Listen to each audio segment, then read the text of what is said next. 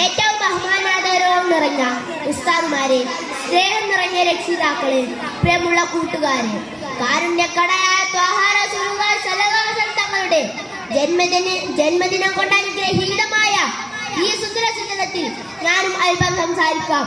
അല്ലാഹു തൗഫീഖ് നൽകട്ടെ. ആമീൻ.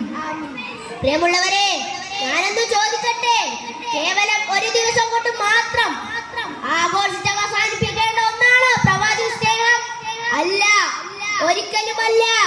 23 വർഷം കൊണ്ട് മുത്തുനബി ജീവിച്ച് കാണിച്ചു തന്ന ജീവിത മാതൃക ജീവിതത്തിൽ പകർത്താൻ നാം തയ്യാറാവണം.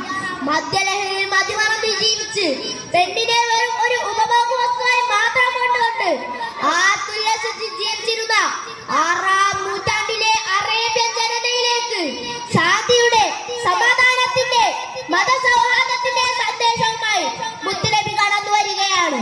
ഉമ്മയും ഉപ്പയും ഇല്ലാതെ അനാഥരായി ജീവിച്ചിരുന്ന മുഹമ്മദ് മുസ്തഫ സല്ലല്ലാഹു അലൈഹി വസല്ലം തങ്ങളെ അൽ അമീൻ വിശ്വസ്തനെന്ന് മക്കക്കാർ പേരിട്ട് വിളിച്ചു. എന്നാൽ 40-ാം വയസ്സിൽ നുബുവത്ത് ലഭിച്ച് ഇസ്ലാമിക പ്രചരണങ്ങൾ ആരംഭിച്ചപ്പോൾ മക്കക്കാർ ആ പുണ്യഭൂമിയെ കല്ലെടുത്തെറിയുകയും ചീത്ത വിളിക്കുകയും ചീഞ്ഞളിഞ്ഞ ഒട്ടക കുടൽമാല കൊണ്ടുവന്ന് കഴുത്തിലണിയിക്കുകയും ചെയ്തു.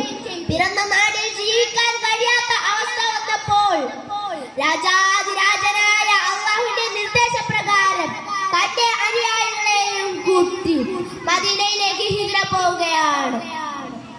അങ്ങനെ ഇസ്ലാം മതം പുരോഗതി പ്രാപിക്കുകയും മക്കയിൽ വിജയം വരിച്ചുകൊണ്ട് തിരിച്ചെത്തുകയും ചെയ്തപ്പോൾ മുത്തുനബി അന്ന് കല്ലെടുത്തെറിഞ്ഞവർക്കും ആക്രമിച്ചവർക്കും തന്റെ പിതൃ സഹോദരന്റെ നെഞ്ചു വിളർത്തി കരലെടുത്ത് കടിച്ചു തുപ്പിയ ഹിന്ദ് എന്ന പെണ്ണിനും മാപ്പ് കൊടുക്കുകയാണ്.